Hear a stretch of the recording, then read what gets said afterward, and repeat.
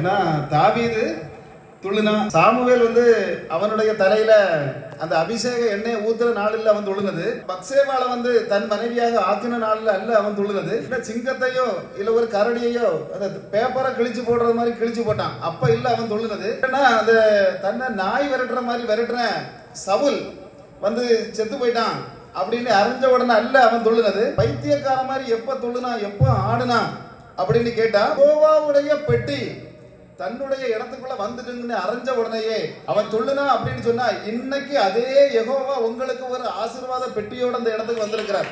ஆமென் ஆமென்.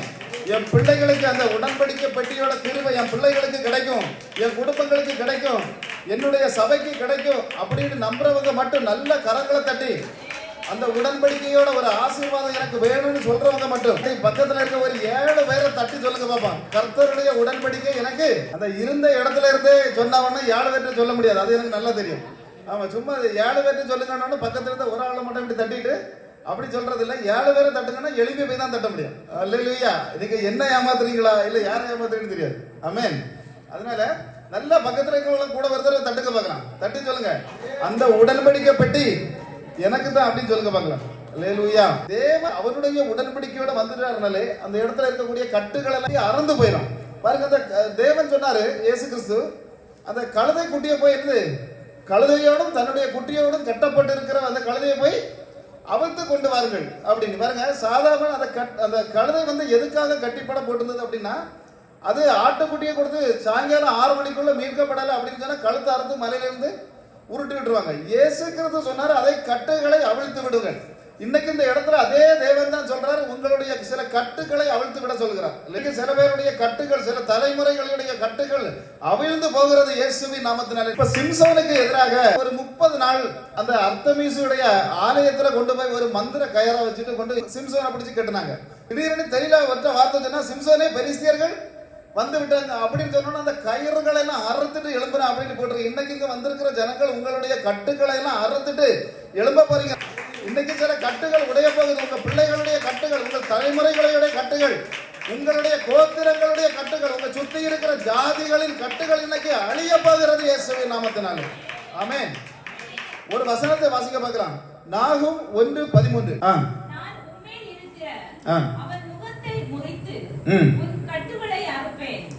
என்ன சொல்லிருக்கு? உன் கட்டுகளை அறுப்பேன். இன்னைக்கு இங்க வந்திருக்க ஜனங்களுக்கு தேவன் சொல்லுகிற வார்த்தை, உங்களுக்கு 100 நாள் கட்டா இருக்கலாம், 200 நாள் கட்டா இருக்கலாம், இல்ல அது 500 நாள், 1 வருஷம், 5 வருஷம் கட்டா இருக்கலாம். ஆனா வருஷம் எத்தனைங்கிறது தேவனுக்கு ஒரு விஷயம் அல்ல. இன்னைக்கு சொல்றார், சில கட்டுக்களை நான் அவளை பற்றி யாரை பற்றி சொன்னது அப்படின்னு சொன்னா, அதாவது நாகுங்கிற தீர்க்கதரிசி 2600 வருடங்களுக்கு முன்பாக வாழ்ந்த ஒரு தீர்க்கதரிசி தான் யாரு? நாகும் தீர்க்கதரிசி.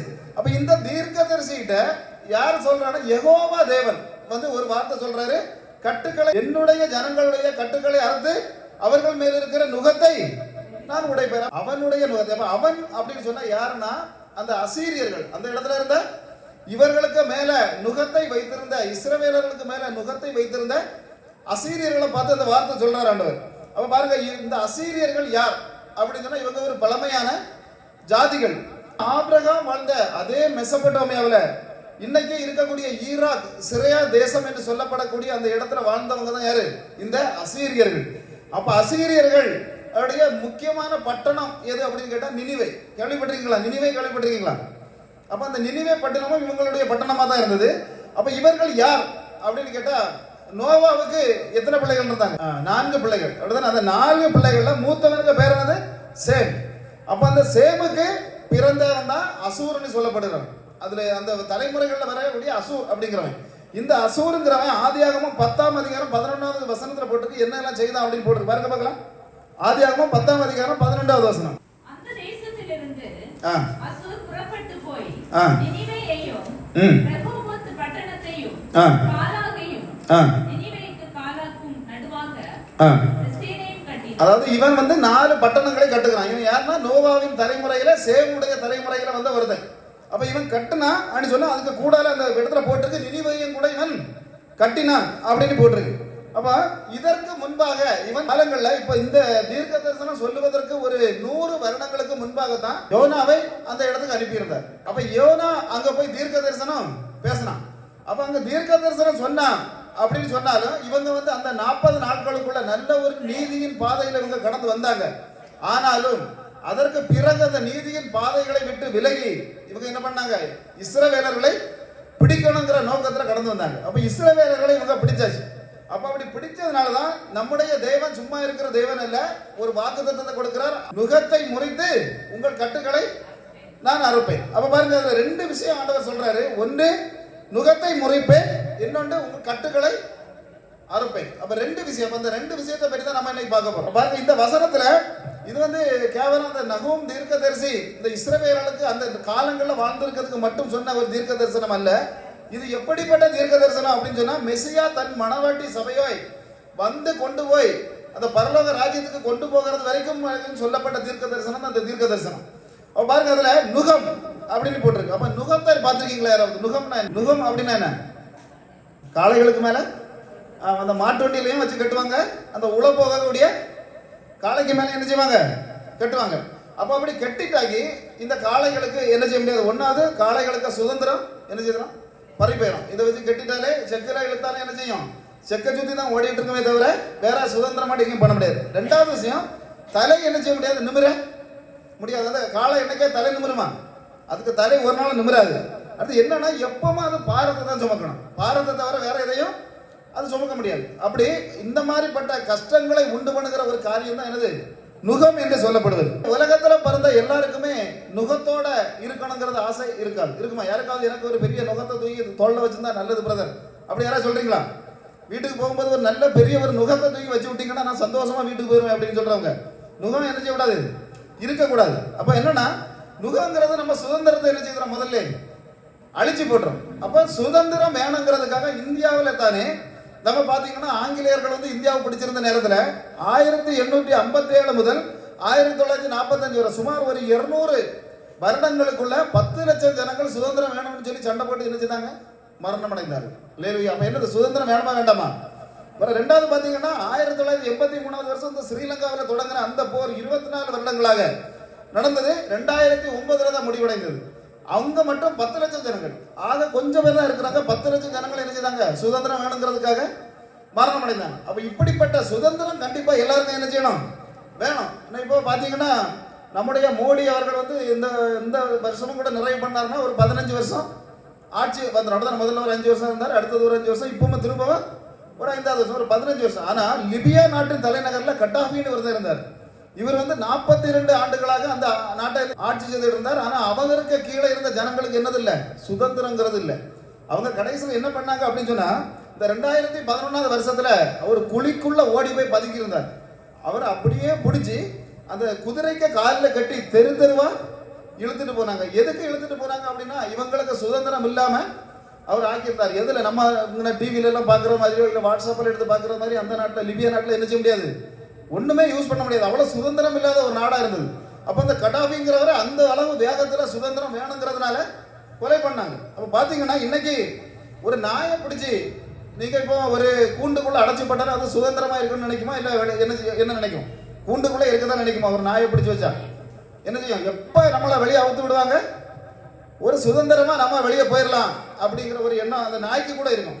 இப்போ சமீபத்தில் நடந்த ஒரு விஷயம், நான் என்னன்னா ஒரு பேப்பர்ல நான் படித்தேன் கொஞ்ச நாளைக்கு முன்னாடி, ஒரு 10-12 வருஷத்துக்கு முன்னாடி படித்த ஒரு சம்பவம் என்னன்னா, ஒரு பறவை ஆராய்ச்சியாளர் என்ன குருவிகளை பிடிச்சி ஆராய்ச்சி பண்றாங்க. இது என்னது சாப்பிடும், இது என்ன செய்யும், எவ்வளவு நேரம் தூங்கும், இதெல்லாம் என்ன செய்வான், ஆராய்ச்சி பண்ற ஒருத்தன். அப்ப திடீர்னு ஒரு நாள் அவருடைய அந்த தோட்டத்தில் வச்சு ஒரு சின்ன குருவியை பிடிக்கிறான். அது தாய் குருவியும் அதுல குஞ்சு குருவியும் அதுல கிடக்கு. அப்ப அதை பாத்தீங்கன்னா குஞ்சு குருவியை மட்டும் என்ன செஞ்சுட்டான், இவன் கையில மாட்டினால தூக்கி கொண்டு வந்து இந்த கூண்டுக்குள்ள போட்டான். அப்ப கூண்டுக்குள்ள போட்டுட்டு அவன் என்ன நினைச்சான்னா, இது என்ன சாப்பிடுது, ஏன்னா குருவிகள் பலவித பழங்களை என்ன செய்யும், சாப்பிடும். அப்ப இவனுக்கு என்னன்னா, இந்த குருவி எதை சாப்பிடுங்கிறத என்ன செய்யணும், எழுதி வைக்கணும், இதை பற்றி ஆராய்ச்சி பண்ணணும். அப்ப அதை வச்சு என்ன செய்யலாம், கொண்டு குருவியை ஒரு கூண்டுக்குள்ள போட்டான். அப்ப இந்த குருவி சத்தம் போட்டதை பார்த்து தாய் குருவி என்ன செய்தது, அங்கிருந்து ஓடி வந்து அந்த குருவி என்ன செய்தது, அந்த கூண்டை வந்து கொத்தி பார்த்து, கம்பி என்னைக்காவது குருவி கொத்தி போகுமா? அப்ப இது அந்த அளவு வேகத்துல தன்னுடைய குஞ்சை எப்படியாவது சுதந்திரப்படுத்தணும் ஒரு ஆர்வத்துல என்ன செய்யுது, கொத்தி பார்த்தது. ஆனால் அங்க என்ன சம்பவித்ததுன்னா, இதெல்லாம் ஒண்ணுமே செய்ய முடியல. அப்ப திரும்ப இது பறந்து போச்சு. பறந்து போனது என்ன செய்யுதுன்னா, ஒரு இடத்துல அந்த வாயில ஒரு நல்ல ஒரு பழத்தை அப்படியே கவ்வி கொண்டு வந்து குருவிக்கு, இந்த குஞ்சு குருவிக்கு என்ன செய்யுது, தாய் குருவி அப்படியே தூக்கி கொடுத்தது. கொடுத்த உடனே இவனுக்கு பார்த்துட்டு ஒரு சந்தோஷம். அப்ப அது என்ன பழம்னு பார்க்கணும். ஏன்னா இந்த பழத்தை தான் நம்ம குறிச்சு வச்சுக்கலாம். ஆராய்ச்சி பண்ணதுக்கு இந்த குருவி இந்த பழத்தை தான் சாப்பிடங்கிறது இவனுக்கு கன்ஃபார்ம் ஆயிடுச்சு. ஓடி வந்து பார்க்க வந்த போது இந்த குஞ்சு குருவி என்ன செய்யுது, செத்து விழுந்தது. அப்ப செத்து விழுந்தது, ஏன் செத்து விழுந்தது அப்படின்னு சொன்னா, தன்னுடைய பிள்ளைய தன்னால காப்பாற்ற முடியல. அதனால இது ஓடி போய் பறந்து போய் அந்த காட்டுல கிடக்க உள்ளதிலே விஷம் கூடின பழம் எதுவோ அந்த பழத்தை பறிச்சு கொண்டு என்ன செய்யுது, குஞ்சு குருவிக்கு கொடுத்துரு. ஒண்ணுலே சுதந்திரமா வாழணும், இல்லைன்னா சாகணும். அந்த குருவிக்கு என்னது, தன்னுடைய பிள்ளை சுதந்திரமா வாழணும், இல்லைன்னா சாகணும். அப்ப இப்படிப்பட்ட குருவிக்கு கூட என்னது இருக்கு, சுதந்திரமாக நம்முடைய பிள்ளைகள் வாழணும் இருக்கு. மனுஷனுக்கு இருக்குமா இருக்காதா? அப்ப நம்மை படைத்த தேவனுக்கு நம்முடைய பிள்ளைகள் சுதந்திரமா இருக்கணும்னு ஆசைப்படுவாரா, பட மாட்டாரா? நம்முடைய தேவனுக்கு இருக்கக்கூடிய ஆசைகள்லாம் என்னன்னா, நம்ம என்ன செய்யணும், சுதந்திரமாக இருக்கணும். ஆனால் இந்த பிசாசானவன் என்ன செய்யலாம், முதல்ல நம்ம அந்த ஆண்டிக்கு தோல்ல கொண்டு ஒரு பெரிய நுகத்தை வச்சு ஆண்டி என்ன செய்து ஓடி போய் சும்மா கிடந்த அந்த பழத்தை பறிச்சு சாப்பிட்டது. முதல்ல நுகத்தை என்ன செய்துட்டான் கொண்டு அப்படி வச்சுட்டான். அப்ப அதுல இருந்தே அந்த நுகத்தை அந்த தேவனுக்கு என்ன செய்யணும், எப்படியாவது எடுத்து மாற்றணும் அப்படிங்கிற ஒரு திட்டத்துல தான் அந்த தேவன் லேவியராகமம் 26:13 எடுத்து வாசிக்க பார்க்கலாம். 26:13. எகிப்தியருக்கு அடிமைகளாய் இராதபடிக்கு நான் அவர்கள் தேசத்திலிருந்து உங்களை புறப்பட பண்ணி உங்கள் நுகத்தடிகளை முறித்து உங்களை நிமிர்ந்து நடக்க பண்ணின உங்கள் தேவனாகிய கர்த்தர். இது யாரோ சொல்றாரு, எகிப்து ஜனங்களின் நுகத்தடியை தேவன் முறித்தேன் அப்படி சொல்றாரு. ஏற்கனவே அசீரியர்களின் நுகத்தடியை தான் முதல் வசனத்துல பார்த்தோம். இந்த 2வது வசனத்துல பார்க்கும்போது யாருடைய நுகத்தடிக்கு முறிக்கப்படுகிறது, எகிப்தியர்கள் மேல, இவங்க இஸ்ரவேல் ஜனங்களுக்கு மேல வச்சிருந்த நுகம் முறிக்கப்படுகிறது. சாப்பாட்டுக்கு ஏதாவது கிடைக்குமா அப்படின்னு எகிப்து தேசத்துக்கு கடந்து போனவங்க தான் இந்த இஸ்ரவேல் ஜனங்கள். ஆனா அங்க போனா அங்க இருந்த பார்வோனால என்ன செய்தது, சதிக்கப்பட்டு அரண்மனைகளிலேயும் அந்தப்புறங்களிலேயும் அந்த வயல்களிலேயும் இவங்களுடைய வீடுகளிலேயும் செங்கச்சூளைகளிலையும் வேலை செய்யக்கூடிய ஒரு கண்டிஷன் கூட வராங்க. ஒரு இறைச்சி கூட என்ன செய்ய முடியாது, இவங்களால சாப்பிட முடியாது. அவங்க சமைக்கிற இறைச்சியை வேணா நம்ம மனத்து ஸ்மெல் பண்ணி பார்க்கலாமே தவிர வேற என்ன செய்ய முடியாது, சாப்பிட முடியாது. அப்படிப்பட்ட ஒரு கண்டிஷன்ல இருந்தவங்களை தான் ஆபிரகாமிடம் தேவன் ஒரு வாக்கு கொடுத்திருந்தார். ஆதியாகமம் 15:13. ஆபிரகாமை நோக்கி உன் சந்ததியார் தங்களுடைய அல்லாத அந்நிய தேசத்திலே பரதேசிகளாய் இருந்து அத்தேசத்தாரை சேவிப்பார்கள் என்று. போதுமா 400 வருஷம் சொல்லியிருக்காரு. அப்படிதானே?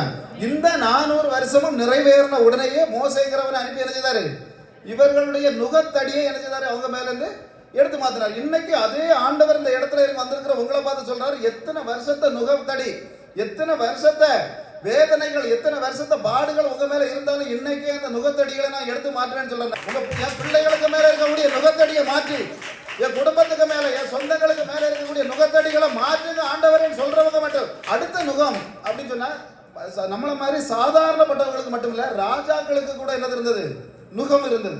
அப்ப தாவீதுக்கு ஒரு பெரிய நுகம் இருந்தது. அப்ப நான் தாவீதுக்கு என்ன நுகம் இருந்தது அப்படின்னு சொன்னா, அவனுக்கு மேல இருந்த அந்த நுகம் என்ன அப்படின்னு கேட்டா, நாத்தான்கிற தீர்க்கதரிசி ஒரு தடவை வந்து சொன்னா, உங்ககிட்ட ஒரு சின்ன கதை நான் சொல்லணும் அப்படின்னா. சரி, அப்ப கதை சொல்லடான்னு சொன்னோம். கதை சொன்னான்.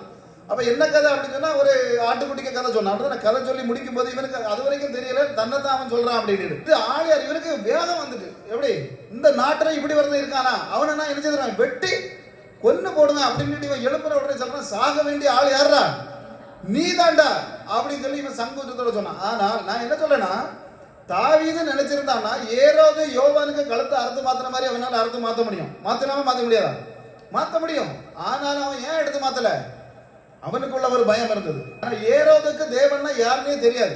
அவனுக்கு என்னது இல்ல, அவன் மற்றவங்க முன்னாடி பந்தாவுக்கு விடுற பாட்டி. ஆனாலும் அவனும் அவனுக்கு அப்பனுக்கு ஆண்டவரை பற்றி தெரியும். தாவீதுக்கு யாரை பற்றி தெரியும், தேவனை பற்றி தெரியும். அதனால செய்த தப்ப என்ன செய்தான், அப்படியே உணர்ந்துட்டான். உணர்ந்த உடனேயே அங்க என்ன நடந்தது அப்படின்னா, தாவீது என்ன செய்தான், மன கசந்தானே போட்டிருக்கு.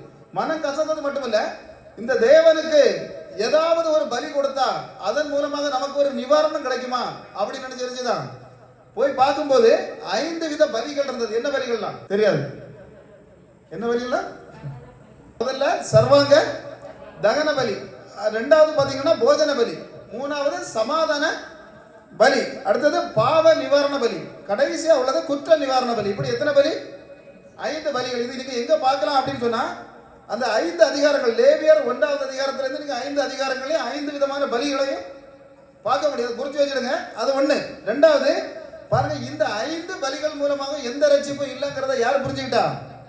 தாவீது புரிஞ்சுக்கிட்டான். அப்ப சரி, எருமை என்ன செய்யலாம் அப்படின்னு சொல்லும் போதுதான் டக்குன்னு என்ன செய்யலாம்? வஸ்திரத்தை கிழித்தான், ரெட்டொடுத்தினான், சாம்பலில் உட்கார்ந்தான்னு போட்டிருக்கு. அப்ப எல்லாம் செய்ததுனால ஆண்டவர் சொன்னாரு, டேய் நாத்தாண்டா, நீ போய் சொல்லிடு, அவனை மன்னிக்க போற. இவன் வந்து அசராமலே இருந்திருக்கலாம். ஏன்னா இவன் நாட்டுக்கே ராஜா, 400 கிலோமீட்டர் சுற்றளவு உள்ள ஒரு நாட்டை ஆண்டு கொண்டிருக்கிற ராஜா. இவன் எப்படிப்பட்ட தீர்க்கதரிசி சொன்னாலும் சரி, எனக்கு அது பிரச்சனை இல்லை, போடான்னு சொல்லி இருந்திருக்கலாம். ஆனால் இவன் அப்படி இல்லை, அழகா எழுதி வச்சான். சங்கீதம் 51:3 அதை வாசிங்க. என் மீறுதல்களை நான் அறிந்திருக்கிறேன், என் பாவம் எப்பொழுதும் எனக்கு முன்பாக நிற்கிறது. அல்லேலூயா. அப்ப பாருங்க, இப்படி என்னுடைய பாவம் எனக்கு முன்பாக நிற்கிறதுங்கிறத இவன் உணர்ந்ததுனால அவனுடைய நுகத்தடியை யார் எடுத்து மாத்தினான்? இன்னைக்கு இங்க வந்திருக்க ஜனங்கள் எனக்கு மேல பாவம் இருக்குங்கிறது இல்ல, பக்கத்து வீட்டுக்கார மேல பாவம் இருக்குன்னியோ இல்ல எதிர்த்த வீட்டுக்காரங்க மேல பாவம் இருக்கு, நான் பெரிய பரிசுத்தவான்னு சொன்னா உங்களுடைய நுகத்தடி என்ன செய்யாது? எடுத்து மாற்றப்படாது, நுகங்கள் மாற்றப்படாது. தாவீதை போல யார் வந்து தன்னுடைய பாவங்களை ஒத்துக்கொள்ளுகிறாங்களோ அவங்களுடைய நுகங்கள் என்ன செய்யும்?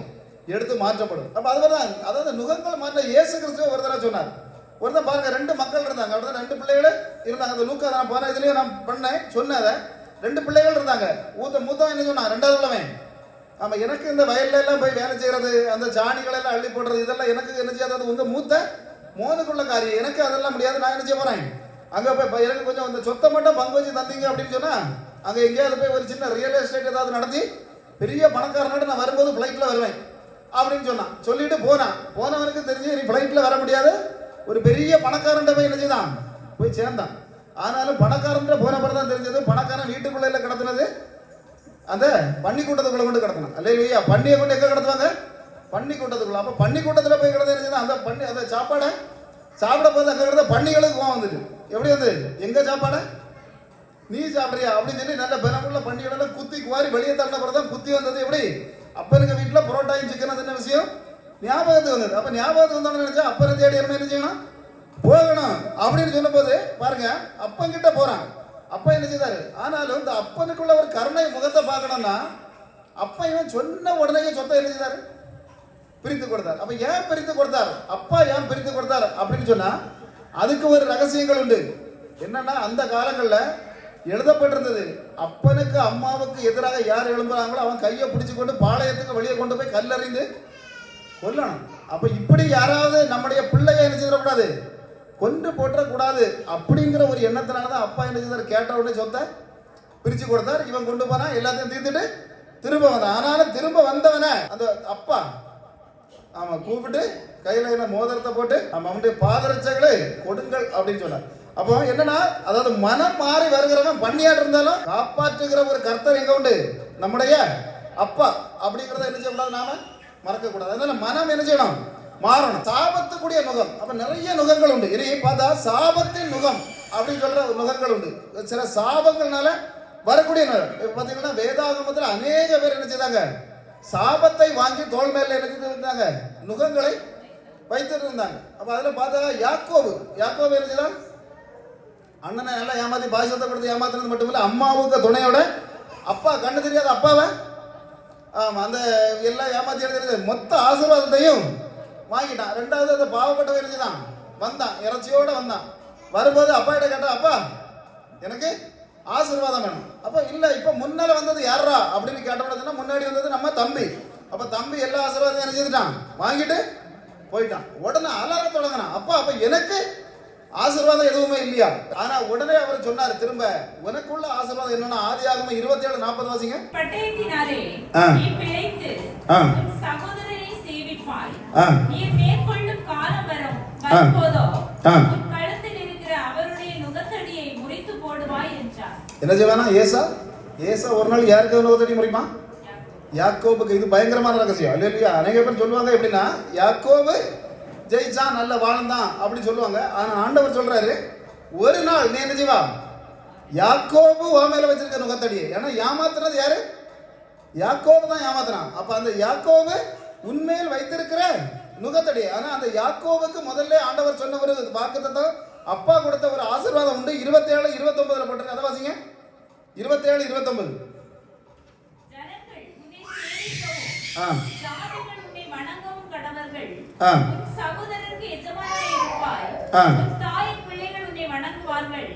உன்னை சபிக்கிறவர்கள் சபிக்கப்பட்டவர்களும் உன்னை ஆசீர்வதிக்கிறவர்கள் ஆசீர்வதிக்கப்பட்டவர்களுமாய் இருப்பார்கள் என்று சொல்லி அவனை ஆசீர்வதித்தார். இது யாருக்கு சொல்லப்பட்டது? யாக்கோபுக்கு சொல்லப்பட்டது. உன் தாயின் பிள்ளைகள். அப்ப அதாவது ஏசா என்ன செய்வான்? உன்னை வணங்குவான்னு சொல்றாரு முதல்ல கொடுக்கக்கூடிய ஆசீர்வாதம். ஆனால் ஆசீர்வாதம் கொடுத்த பிறகு ரெண்டாவது அதே ஏசாவை பார்த்து இவர் என்ன சொல்றாரு? உண்மையில் இருக்கிற உன் சகோதரரின் நுகத்தை என்ன செய்வேன்? எடுத்து மாற்றுவேன். அப்ப ஏசாவுக்கும் கொஞ்ச நாள் என்ன செய்ய முடியும்? இவனை ஆள முடியும் அப்படின்னு சொல்றாரு. அது ஆண்டானா?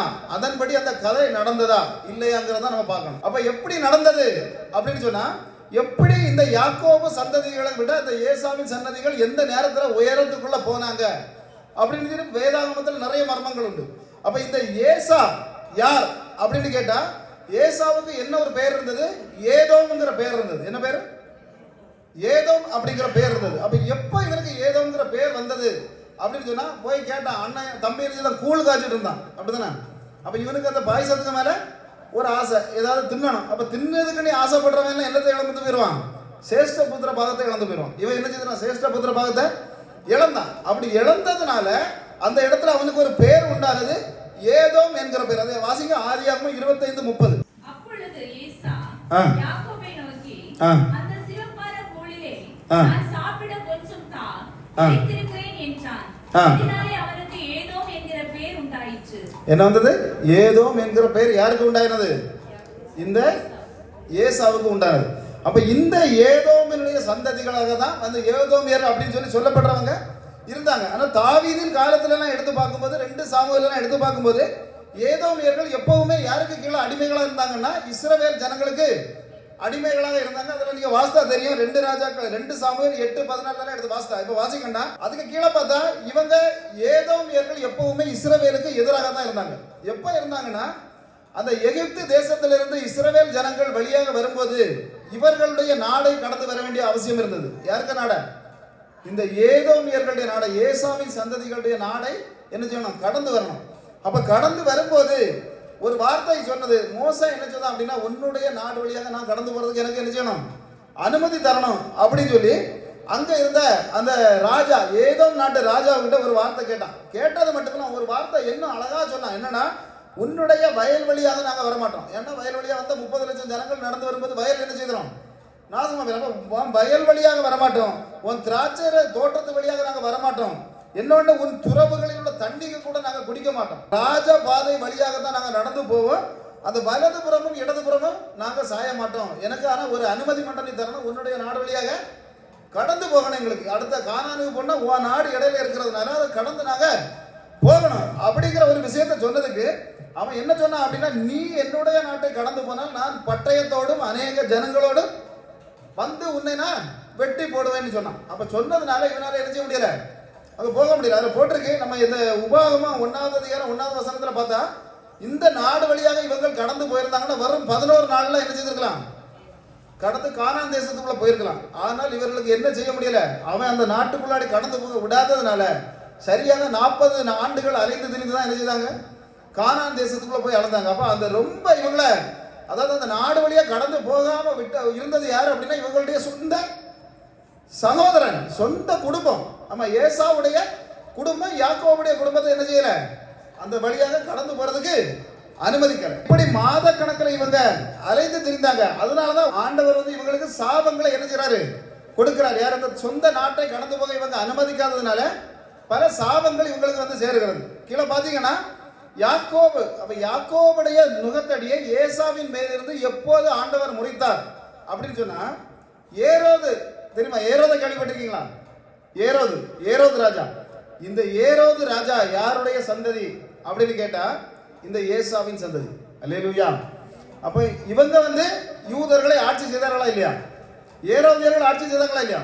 அப்ப ஏரோதியர்கள் எப்படி ஆட்சி செய்தாங்கன்னா பாருங்க, ரோம பேரரசர் காலத்துல ஜூலியஸ் சீசர் அப்படிங்கிறவருடைய காலத்திலேயே அந்த தகப்பன் என்று சொல்லப்படுகிற ஆண்டி பெற்றார் என்று சொல்லக்கூடிய ஒரு ஏரோது தான் முதல்ல என்ன செய்யறான், ஆட்சியை நயவஞ்சகமாக பிடிக்கிறான். அவன் பிடிச்சது மட்டும் இல்ல, 2வது இவனுடைய மகனான மகா ஏரோது தான் இயேசு கிறிஸ்து பிறந்த உடனேயே அவரை கொலை செய்ய திட்டம் போடுகிறான். அப்பவும் யார்? இஸ்ரவேல் ஜனங்களுக்கு மேல யார் தான் ஆட்சி செய்துட்டு இருக்கிறா? இந்த ஏதோமியர்கள் ஆட்சி செய்துட்டு இருக்காங்க. அப்போ அந்த வசனத்தின், அந்த தீர்க்க தரிசனத்தின்படி பாருங்க. அதுக்கு பிறகு என்னெல்லாம் நடக்குது அப்படின்னா, இவர் இயேசு கிறிஸ்துவானவர் இவனுக்கு மேலாக வந்து இந்த பூமியை ஆட்சி செய்கிறார்கள் பயந்து தான் என்ன செய்தான், எப்படியாவது இந்த 2 வயதுக்கு கீழே உள்ள பிள்ளைகளை ஒரு 180 பிள்ளைகளை கொலை செய்கிறதுக்கு இவன் உத்தரவு கொடுக்குறான். அப்ப அது முடிஞ்சு பாருங்க, அவன் இறந்தான். அவன் இறந்த பிறகு மீண்டும் எத்தனை பேர் வந்தாங்க, அவனுடைய பிள்ளைகள். இவன் இறக்கிறதுக்கு முன்னாடி தன்னுடைய 3 பிள்ளைகளையும் தன்னுடைய மனைவியையும் என்ன செய்தான், கொலை செய்தான்னு பார்க்கிறேன். ஏன்னா பதவி ஆசை இவனுக்கு இருந்ததுனால. அப்ப இப்படிப்பட்ட காரியங்கள் நடந்த பிறகு இவனுக்கு பிறந்த இன்னொரு 3 மக்கள் தான் ஏரோது அந்திபஸ், ஏரோது அர்கோனஸ், ஏரோது பிலிப்பு. இவங்க எல்லாம் இயேசு கிறிஸ்து சிலுவையில் அறையப்பட்ட அந்த நேரத்தில் ஆட்சியில் இருந்தாங்க. ஆட்சியில் இருந்தவங்க எப்பொழுதுமே யார், இஸ்ரவேல் ஜனங்களை என்ன செய்தாங்க, அவன் இஸ்ரவேல் ஜனங்களுக்கு மேல ஆட்சியில் இவங்க இருந்துதான் அந்த யோவான் ஸ்நானனுடைய கழுத்தை யார் அறுத்து மாத்தினான், ஏரோது அந்திபாஸ் சொல்லக்கூடிய அவன் அவுத்து மாத்துகிறான். அப்ப இப்படிப்பட்ட அதுபோல இயேசுவை விசாரணை செய்தது யார் தான், இந்த ஏரோது. அப்ப எல்லாமே இஸ்ரவேல் ஜனங்களை அடக்கி ஆண்டு கொண்டிருந்தது யாரு, அந்த இவர்களுடைய நுகத்தடி, அதாவது யாக்கோவின் நுகத்தடியை யார் எடுத்து மாத்திட்டான் அந்த நேரத்தில், இந்த தீர்க்க தரிசனத்தின்படி கொஞ்ச நாட்களாக அவங்க மேல இருந்தாங்க, ஏசாவின் சன்னதி மேல இருந்தாங்க. அதனால இந்த தீர்க்க தரிசனங்கள்ல எதை சொல்லப்பட்டாலும் என்ன நடக்கும், ஆண்டவர் ஒரு வார்த்தை சொல்லிட்டா அவன் நல்லவனா கெட்டவனா இல்ல, ஏசாவா இல்ல யாக்கோவோ இல்ல, என்ன நடக்கும்னா அவர் சொன்ன தீர்க்க தரிசனம் கண்டிப்பா நடக்கும். ஆண்டவர் தெளிவா சொல்றாரு, உங்களுக்கு என்ன தரிசனத்தை தந்தாரோ இந்த வார்த்தையில கண்டிப்பா இந்த ஆராதனை மூலமாக உங்களுக்கு நடக்கும்னு சொல்றேன். ஒரு வசனத்தை நம்ம வாசிப்போம். இவ்வளவு நேரம் அவங்களுக்கு கிடைத்த ஆசீர்வாதங்களை நம்ம என்ன செய்தோம், பார்த்தோம். சரி, ஆசீர்வாதம் வரணும்னா என்ன நடக்கும், அதை தான் நம்ம என்ன செய்ய போறோம். என்ன ஒரு 15-20 நிமிஷத்துக்குள்ள பார்த்து முடிக்க போறோம். என்ன ஆகமம் 32:12 வாசிங்க பார்க்கலாம். எகிப்திலிருந்து வந்தவர்களில் 20 வயது முதல் அதற்கு மேற்பட்ட மனிதர்களில் ஒருவரும் என்னை உத்தமமாய் பின்பற்றாதபடியால் அவர்கள் தான் ஆபிரகாமுக்கும் ஈசாக்குக்கும் யாக்கோபுக்கும் ஆணையிட்டு கொடுத்த தேசத்தை காண்பதில்லை என்று. அதாவது தேசத்தை, கானான் தேசத்தை யாரெல்லாம் காண முடியாது, 20 வயசுக்கு மேல உள்ள ஒற்ற ஒரு மனுஷனை என்ன செய்ய முடியாதான் ஆண்டவர் தெளிவா சொல்றாரு. ஏன் சொல்றாருன்னா, இவங்க என்ன செய்யல, தன்னுடைய பாவங்களை மறைத்தார்கள். அப்ப அதனாலதான் பாவங்களை மறைத்தா என்ன செய்ய முடியாது, கானான் தேசத்துக்குள்ள நான் வந்து போத்தீஸுக்கு போனேன் பிரதர், இல்ல நல்ல பெருமாளுக்கு போற பிரதர்னு சொல்லிட்டு காரியம் இல்ல, கானானுக்குள்ள போனோம். அது ஒண்ணுதான் என்னது, நம்ம பெந்தேகோஸ்தேக்காரங்களுக்கு ஒரே ஏமா இருக்கும். எதை வேணாலும் ஜெயிக்கலாம், உலகத்துல பல விஷயங்களை ஜெயித்தவங்க உண்டு. ஆனாலும் கானானை போய் அடையலைன்னா என்ன செய்ய முடியாது.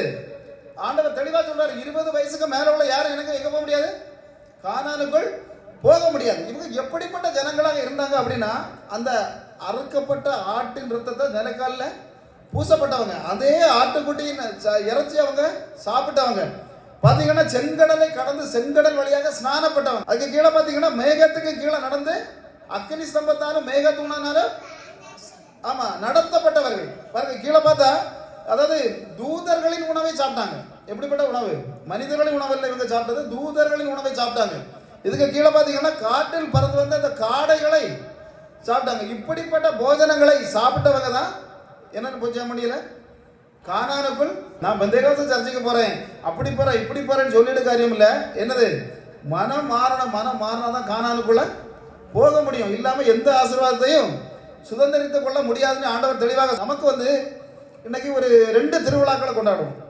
கொடியாத்தி கும்பாபிஷேகம் நடத்துறதா, கும்பாபிஷேகத்துக்கு போறதுண்டா இல்ல. அப்ப கும்பாபிஷேகம் நடத்துறது இல்ல. அப்ப என்னது பாக்குறோம், என்ன திருவிழாக்கள்லாம் நம்ம நடத்துறோம், ஈஸ்டர் கிறிஸ்துமஸ். அப்ப நம்ம பெரிய பண்டிகைகளாக 2 இருக்குன்னு. ஆனா இந்த இஸ்ரவேலர்களுக்கு எத்தனை பண்டிகைகள் இருந்தது, 7 பண்டிகைகள் கொடுத்திருந்தார் ஆண்டவர். 7 பண்டிகைகளையும் கொண்டாடின ஜனங்கள் தான் என்ன செய்ய முடியல, கானானுக்குள் போக முடியல. அப்படிங்கிற நான் வந்து நல்ல கொடியாத்திரை கும்பாபிஷேகம் நடத்துறேன்னு சொல்லிட்டு என்ன செய்ய முடியாது, பரலோகத்துக்குள்ள போக முடியாது. ஆண்டவருடைய திட்டத்தின்படி நடந்தா மட்டும்தான் போக முடியும். நான் சொன்னேன் 5 பலிகள் என்ன செய்தாங்க, கொடுத்தாங்க. 5 பலிகளை இவங்க கொடுத்துட்டு இருந்தாங்க ஆண்டவருக்கு. எத்தனை பலி கொடுத்தாலும் என்ன செய்ய முடியாது, கானானுக்குள்ள போக முடியாது. கூட இருக்கிறது ஆசாரிப்பு கூடாரங்கிறது எப்பவுமே, ஆலயம்ங்கிறது எப்பவுமே இவங்க கூட இருந்தது. அதுக்கு கீழே பார்த்தீங்கன்னா கர்த்தருடைய மகிமையான உடன்படிக்கை பெட்டி இவங்க கூடவே இருந்தது. கிருபாசனங்கிறது எப்பவுமே இவங்க கூட இருந்தது. அதுக்கு கீழே கேருபுகள் கொடுத்து வைத்த ஜனங்கள் இவங்க. அதுக்கு கீழே பார்த்தீங்கன்னா மோசே கொடுத்திருந்த கற்பலகைகளும் பிரமாணங்களும் இவங்க கையில இருந்தது. அந்த மன்னா பாத்திரம் இருந்தது. ஆரோரின் ஒரே நாளில் அப்படி தழுத்து வளர்ந்த அந்த தடி இருந்தது இவங்க கையில இருந்தது. திடீர்னு பாத்தீங்கன்னா அங்க வந்துகிட்டு இருக்கும் போதே எழுப்பி தீர்க்க தரிசனம் சொன்னாங்க. ஒரு குரூப், அதாவது வந்துகிட்டு இருந்த அத்தனை ஜனங்களை என்ன செய்தாங்க, தீர்க்க தரிசனம் மாறி பண்ணாங்க. தீர்க்க தரிசனம் சொன்ன உடனே அங்க இருந்த யோசுவாவுக்கு கோபம் வந்துட்டு அவ்வளவு பேருமே என்ன பண்ணாங்க, இவ்வளவு அவ்வளவு இப்ப இதுல இருக்க அவ்வளவு தீர்க்க தரிசனம் சொல்லிட்டு இருந்தீங்கன்னா ஒருவேளை எனக்கு கூட என்ன செய்யும், கோபம் வருமா? என்னடா இது நம்ம சொல்ல வேண்டிய தீர்க்க தரிசனம் இவங்க எல்லாம் சொல்லாங்க அப்படின்னு சொன்னா வருமா இருக்கிறான். அதனாலதான் யோசுவா உடனே என்ன செய்தான், ஓடி போய் மோசையிட சொன்னான், தலைவரே குருவே இவனு அவ்வளவு வரை என்ன செய்தான் தீர்க்க தரிசனம் சொல்லி கிடக்கான், நீர் என்ன செய்யணும், எவனுமே தீர்க்க தரிசனம் சொல்லப்படாதுன்னு நீரு தடுக்கணும். அதுக்கு அவன் ஒற்ற பதில் தான் சொன்னான். மோசே என்ன என்னாகமும் 11:29 வாசிங்க.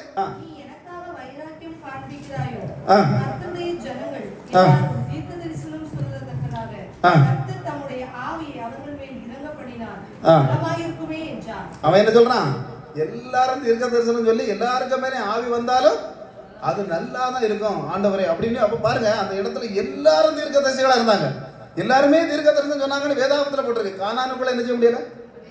ஆமா, நான் தீர்க்க தரிசனம் சொல்றேன்னுங்கிறதுனால என்ன செய்ய முடியாது. ஆமா, நான் வந்து இப்ப ஒரு 200 சர்ச்சில் ஒரு 10 மாசத்துக்குள்ள பிரசங்கம் பண்ணிட்டேங்கிறதுனால என்ன செய்ய முடியாது, கானானுக்குள்ள போக முடியாது. என்னதான் தீர்க்க தரிசனம் சொன்னாலும் எவ்வளவுதான் ஆராதனை செய்தாலும் ஆண்டவருக்கு வழியில மனம் மாறி நடக்கல திரும்பி வரலன்னா கானானுக்கு. அப்ப இப்படி நடந்துகிட்டு இருக்கும் போது மோசே ஒரு 70 பேரை தேர்ந்தெடுத்தான் முதல்ல, அப்படிதானே? அவங்க தான் கடைசியில சனகரிப்பு சங்கன்னு இயேசு கிறிஸ்துவ விசாரணை செய்த அந்த கூட்டமும் அதான், அதே கூட்டத்தை தான் இவன் தான் முதல்ல தேர்ந்தெடுத்தது. தேவன் சொல்லி தான் தேர்ந்தெடுத்தான் 70 பேர். அப்ப 70 பேர் தேர்ந்தெடுத்தது மட்டுமில்லாத எவன் எல்லாம் கேஷியரா வச்சிருந்தான், எவன் எல்லாம் ட்ரெஸிவரா இருந்தான், யாரெல்லாம் செக்ரட்டரியா இருந்தா அதெல்லாம் ஒண்ணும் போடல. ஆனா 70 மூப்பர்கள் இருந்துட்டாங்க, தேர்ந்தெடுக்கப்பட்டாங்க. அப்ப அதுக்கு மேல அவங்க 120 பேர் சேர்ந்த பாடல் குரூப் எடுத்தான். மோசே தான் எடுத்தான். அதெல்லாம் எங்க இருக்கு, அப்படியே பார்த்துட்டு இருக்கிற எங்கேயோ இருக்கு போயிருக்கு. நீ வந்து குரான்ல ஒன்றும் இல்லை, பைபிள்ல தான் இருக்குதெல்லாம். நீங்க பாக்குற பார்வையை பார்த்தா ஏதோ குரான்லயே பகவத்கீதையில இருந்தா சொல்லிட்டு இருக்கான் போல இருக்கு அப்படின்னு. எல்லாமே எங்க இருக்கு, பைபிளை வாசிக்கணும். வாசித்தா என்ன செய்யும், இதெல்லாம் டக்குன்னு ஆமான்னு சொல்ல தோணும், இல்லைன்னா அப்படியே தான் இருக்கும். 120 பேரை தேர்ந்தெடுத்தான். அதை பார்த்தா ஒரு பெரிய பாட்டுக்காரி தான் அவங்களுக்கு லீடர். என்ன பாட்டுக்காரி, ஆளையாரு மிரியாம்ங்கிற பாட்டுக்காரி தான் இவங்களுக்கு என்னது லீடர். அப்ப பாருங்க, எல்லா கூட்டத்துல முன்னாடி இருந்து நடத்தக்கூடிய மகா ஆசாரியன் யாரு, ஆரோன். அப்படித்தானே? ஆரோன் எப்படி இருந்தான், நம்மள மாதிரி வெள்ளை வெள்ளை ட்ரெஸ் ஒன்றும் போட்டு வந்து நிக்கல. அவன் அதுக்குள்ள ஏபோத்தை அணிந்திருந்தான். ஏபோத்துனா தெரியுமா, ஏபோத்துனா என்னது, ஏபோத்துனா தெரியாதோ? அல்லேலூயா. அவன் குல்ல அணிந்திருந்தான், மார்பதக்கம் அணிந்திருந்தான், ஏபோத்தை அணிந்திருந்தான். ஏபோத்துனே வாசிருக்கீங்களா? வாசிக்கல, அப்படித்தானே? இனி வாசிக்கணும். ஏபோத்துனா என்னது அப்படின்னு சொன்னா, ஆண்டவர் வந்து நேரடியாக என்ன செய்ய மாட்டாரு, கொஞ்ச நாட்கள்ல பேசாம தீர்க்க தரிசிவாகலையும் பேசாமல் இருந்தால் இந்த ஆசாரியன் என்ன போய் செய்வான்னா இந்த ஏபோத் வழியாக பேசுவான். ஏபோத்துங்கிறது ஒரு சின்ன லைட் மாதிரி இதில் வச்சிருக்கும். அது வந்து ஆண்டவர் வந்து சம்மதம் அப்படின்னு சொன்னா பச்சை லைட் எரியும், இல்லைன்னா ரெட் லைட். அப்ப தாவீது போய் இந்த இடத்துக்கு போருக்கு போலாமனி அவன் கேட்கிறான்னா அங்க ரெட் லைட் எரிஞ்சுன்னா அவன் போகக்கூடாது, இல்லை என்ன செய்யக்கூடாது, போகக்கூடாது. அப்ப அதனால அதுக்கு வச்சிருக்க பேர் தான் என்னது, ஏபோத்து, ஊரின், தும்பின், இப்படி எல்லாம் உண்டு. அதெல்லாம் எழுதியிருக்கோம். அதெல்லாம் பைபிள்ல தான், பகவத்கீதையில இல்ல, பைபிள்ல தான் இருக்கு. அப்ப எல்லாம் நம்ம என்ன செய்யணும், வாசிக்கணும். அப்ப அதுல இப்படிப்பட்ட இதெல்லாம் காரியங்கள் எல்லாம் இவங்கள்ட்ட இருந்தது. ஆனாலும் என்ன செய்ய முடியல, கானானுக்குள்ள போக முடியாது. ஒரு பெரிய லேவியர் கூட்டம் இருந்தது. ஊழியத்துக்கு பார்த்தா ஒரு லேவியர் கூட்டம் தனித்தாங்க. பித்தளை விளக்குகள், ஆசாரிப்பு கூடத்துக்கு முன்னால பித்தளை விளக்குகள் வச்சிருந்தாங்க. அதுக்கு கீழே பார்த்தா அப்பச்சட்ட மேசை. அப்பச்சட்ட மேசை தெரியுமா? தெரியாது, அதுவும் தெரியாது. வருதுண்ணா, அப்பச்சட்ட மேசைன்னு ஒன்று வச்சிருந்தாங்க. எதுக்கு வச்சிருந்தாங்கன்னா 12 கோத்திரமும் சேர்ந்து 12 விதமான அப்பங்களையும் கொண்டு எங்க வைக்கணும், ஆமா முன்ன கொண்டு வச்சிருக்கணும். இப்போ ஆராதனை நடத்தும் போது 12 விதமான அப்பங்களும் அங்க இருக்கணும். வாரத்துக்கு 2 நேரம் அதை மாத்தணும். நம்ம சும்மா அப்படியே பழசையே அங்க வச்சுட்டோம்னு இருக்க முடியாது. அப்படி நிறைய திட்டங்கள் உண்டு. அப்ப அப்படிப்பட்ட அது அப்பச்சட்ட மேசை அப்படிங்கிறது அதுக்கு அதுவும் அவங்க என்ன செஞ்சிருந்தாங்க. ஆனா ஆராதனைகளை முன்ன நின்று நடத்தின ஆரோனும் எங்க போக முடியல, கானானுக்குள் போக முடியல. 120 பேருக்கு குரூப் தலைவியா இருந்து நான் ஸ்டாப் பிரேயர் நடத்தின மிரியாம என்ன செய்ய முடியல. 30 லட்சம் ஜனங்களையும் வழி நடத்தி முன்ன நடந்த போல மோசை என்ன செய்ய முடியல, போக முடியல. அதை எங்க பந்தேகசக்காரங்க ஞாபகத்தில் வச்சிருக்கோம். சர்ச்சைக்கு வந்து முன்னதான் இருக்கேன் நான் வரலாத்துக்கு. ஆமா, அந்த கையை கால தூக்கிட்டெல்லாம் ஒன்றும் பிரயோஜனம் இல்லை. ஆண்டவருக்கு வழியில என்ன செய்ய முடியும், மாறினாத. நான் பிரதர், நான் வந்து போத்தீஸுக்கு போவேன் பிரதர், நல்ல பெருமாளுக்கு போவேன் பிரதர், நேதாஜிக்கு போவேன், சுப்புலட்சுமிக்கு போவேன், அதெல்லாம் ஆண்டவர் கேட்கறது. நீ எங்க போனான்னு கேட்கறதுங்க, கானானுக்குள் போனியா, அதுதான் விஷயம். கானானுக்குள்ள என்ன செய்யணும், போகணும். பாருங்க, பல விஷயங்கள் இந்த கொரிந்தியர் நிருபத்தை எல்லாம் எடுத்து பார்த்தா, ரோமர்கள் எடுத்து பார்த்தா ரொம்ப ஆசைப்பட்டனால வாசிக்க முடியல. அதை தாண்டி கொரிந்தியர் நிருபம் அதுக்குள்ள நம்ம வந்தா, அந்த கொரிந்தியர் நிருபத்துல ஒரு விஷயம் சொல்லப்பட்டிருக்கிறது. 1 கொரிந்தியர் 10 அது 1வது வசனத்தை மட்டும் வாசிங்க. நம்முடைய பிதாக்கள் எல்லாரும் மேகத்துக்கு கீழே இருந்தார்கள், எல்லாரும் சமுத்திரத்தின் வழியாய் நடந்து வந்தார்கள். எல்லாரும் மோசைக்குள்ளாக மேகத்தினாலும் ஆ. சமுத்திரத்தினாலும் ஞானஸ்தானம் பண்ணப்பட்டார்கள். என்ன பண்ணப்பட்டாங்க? எதனால? மேகத்துக்கு கீழே ஞானஸ்நானம் பண்ணப்பட்டார்கள். இங்க என்ன எழுதியிருக்கு? தெளிவா எழுதியிருக்கு. லிஸ்ட்ல உங்க பேர் வரணும்னா முதல்ல ஞானஸ்நானம் பட்டிருக்கணும். அந்த ஞானஸ்நானம் வந்து தெளிப்பு ஞானஸ்நானமோ ஸ்ப்ரே ஞானஸ்நானமோ இல்லை, மூழ்கி ஞானஸ்நானம். இயேசு கிறிஸ்து எப்படி எடுத்தாரோ அந்த ஞானஸ்நானம். இயேசு கிறிஸ்து தமிழ்நாட்டில் வச்சு தெளிக்க செய்தாரு. என்ன செய்தார்? நீரில் யோர்தான்ல இறங்கினார், ஞானஸ்நானம் கொடுக்கிறவரை இறங்கினார், 2 பேரும் சேர்ந்து மூழ்கி, ஆமா, அவரை மூழ்கி அடிச்சு எடுத்தாங்க. அந்த ஆத்துக்கு வரதுக்காக மட்டும் 200 கிலோமீட்டர் நடந்து வந்தார். இல்லாம எங்கேயாவது ஒரு இடத்துல இருந்துட்டு ஒரு கிளாஸ் தண்ணி வச்சு தெளிச்சு என்ன செய்திருக்கலாம்? இயேசுக்கு எடுத்திருக்கலாம். அப்படி இல்லை, எடுக்க வேண்டியது. அப்ப பழைய ஏற்பாட்டு காலத்திலே சொல்லப்பட்டிருக்கு. எப்படி சொல்லப்பட்டிருக்கு? மேகத்தின் கீழும் அந்த இடத்துல ஞானஸ்நானம் எடுத்தாங்க அப்படிங்கிறத என்ன செய்திருக்கு? சொல்லப்பட்டிருக்கு. அப்போ சில விஷயங்கள் உண்டு. ஞானஸ்நானம் எடுக்கணும்னு ஆண்டவர் கட்டளை, அதாவது நியாயப்பிரமாண காலத்துல கொடுத்த அந்த காலத்திலேயே அவர் என்ன செய்தார்? அவங்களுக்கு கட்டளை கொடுக்காத பிறகு அவங்க என்ன செய்தார்? ஞானஸ்நானம் படுத்துறாங்க. இப்ப கிருபையின் காலத்துல ஞானஸ்நானம் எடுக்கணுங்கிற திட்டத்தை என்ன செய்திருக்காரு? ஆண்டவர் தந்திருக்கிறார். கண்டிப்பா ஞானஸ்நானம், மூலிகை ஞானஸ்நானம் எடுக்காதவங்க பரலோக ராஜ்யத்தை காண முடியாது. அதுக்கு எத்தனை எவிடன்ஸ் சொன்னாலும் என்ன செய்யலாம்? தரலாம். பாருங்க, ஞானிகளை பார்த்தா, இப்ப ஒரு சின்ன விஷயத்த சொல்றேன், சொல்லிட்டு டக்குன்னு என்ன செஞ்சிருவோம்? முடிச்சிருவோம். சாலமோன் ராஜா இருந்தான்.